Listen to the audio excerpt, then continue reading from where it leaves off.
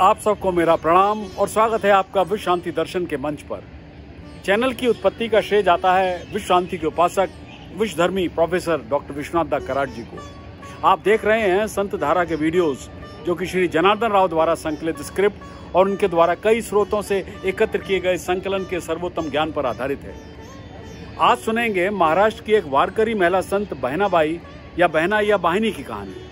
बहनाबाई ने कम उम्र से ही भगवान के नामों का पाठ करना शुरू कर दिया था। उन्होंने भगवान विठोबा के दर्शन किए थे और भगवान विठोबा की मूर्ति पर मोहित हो गई थी और उनके द्वारा गाए गए अभंगों को सुनकर रोमांचित हो गई थी।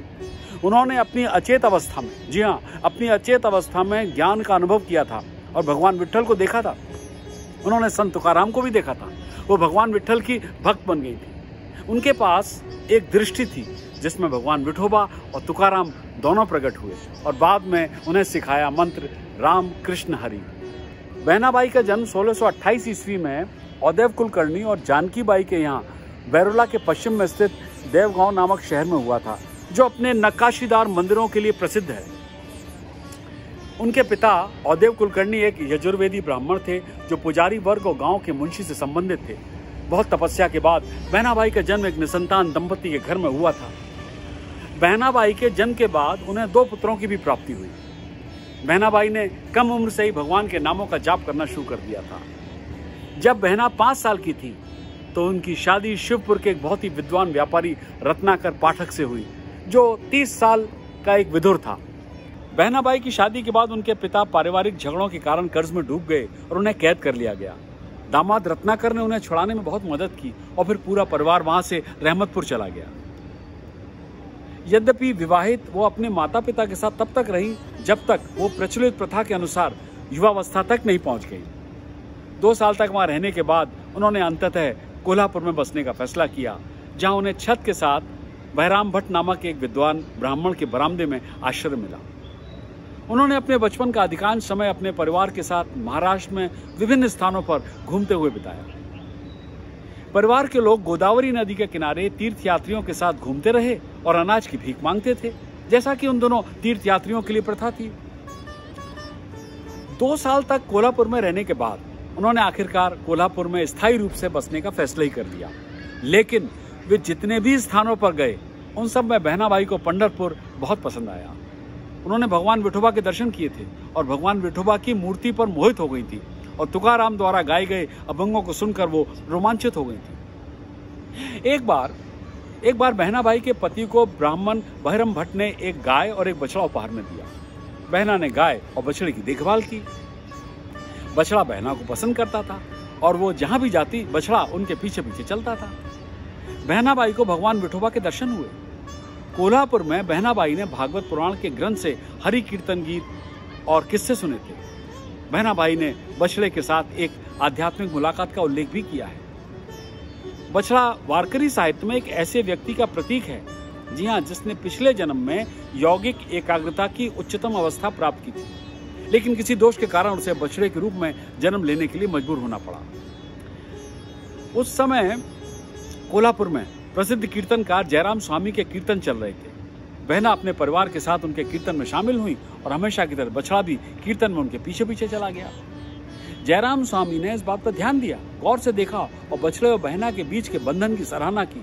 लेकिन आसपास के लोगों ने सोचा कि बछड़ा पंडाल में गलती से भटक गया है और आ गया है, इसलिए उसे बाहर निकाल दिया। लेकिन जयराम स्वामी बछड़े को वापस पंडाल में ले आए और बछड़ा और बहना दोनों को थपथपाया। अब देखिए, कुछ लोगों ने इस घटना को देखा और जाकर उनके पति रत्नाकर से शिकायत की कि किस तरह जयराम स्वामी ने बहना के प्रति अपना स्नेह व्यक्त किया। रत्नाकर को बहना के प्रति स्वामी जी के व्यवहार से जलन हुई। उन्होंने बहनाबाई के बालों से घसीटा, पीटा और घर में बांध दिया। इसके बाद बछड़े और गाय ने खाना पीना छोड़ दिया और फिर बछड़ा मर गया। उसको दफनाने के बाद बहनाबाई बेहोश हो गई और 3 दिनों तक बेहोश पड़ी रही। होश में आने पर उन्होंने खुद को परिजनों के बीच घिरा पाया। तत्पश्चात बहना का व्यक्तित्व पूरी तरह से बदल गया था, क्योंकि उन्होंने अपनी अचेतन अवस्था में आत्मज्ञान का अनुभव किया था और भगवान विट्ठल को देखा था। उन्होंने संत तुकाराम को भी देखा था। वो फिर भगवान विट्ठल की भक्त बन ही गई। इस घटना के बाद उन्हें एक और दर्शन हुआ जिसमें भगवान विट्ठल और तुकाराम दोनों प्रकट हुए और उसके बाद ही वो बछड़े की मृत्यु के दुख से उबर पाई। इन दर्शनों में तुकाराम ने उन्हें राम कृष्ण हरि मंत्र सिखाया। इसके बाद बहनाबाई ने तुकाराम को अपना गुरु माना। अपने दर्शन में तुकाराम ने उन्हें भक्ति पंथ के मार्ग में दीक्षा दी और कुछ लोगों ने उनके व्यवहार को पागलपन का संकेत माना, जबकि अन्य ने इसे साधुता का प्रतीक माना।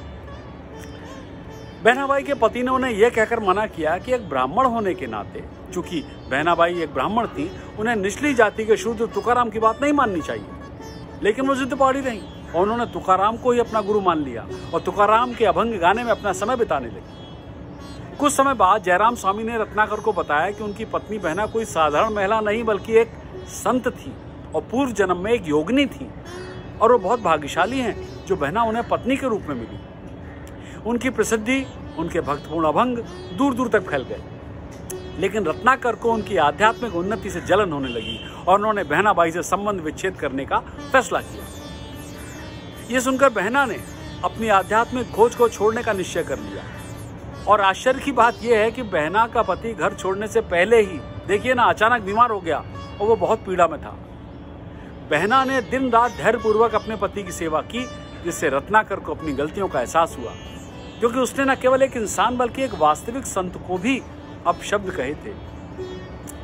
अंत में वो भगवान विठोबा के प्रति आस्था और भक्ति की तीव्रता के बारे में आश्वस्त हो गया।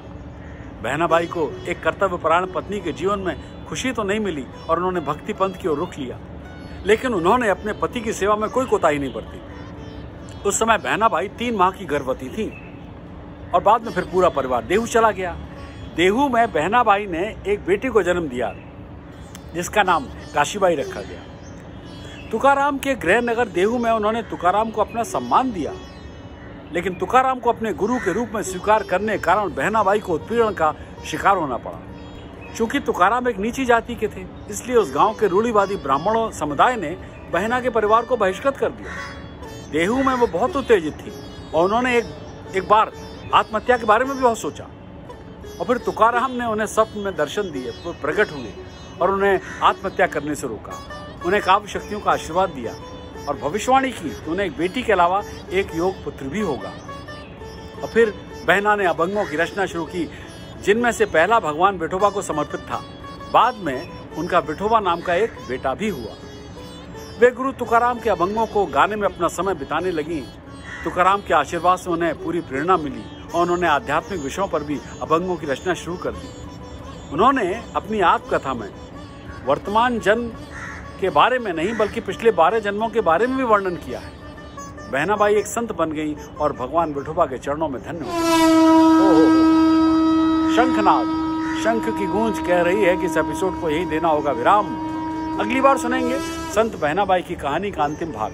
सब्सक्राइब कीजिए, साझा कीजिए और देखते रहिए संत धारा, केवल विश्व शांति दर्शन पे।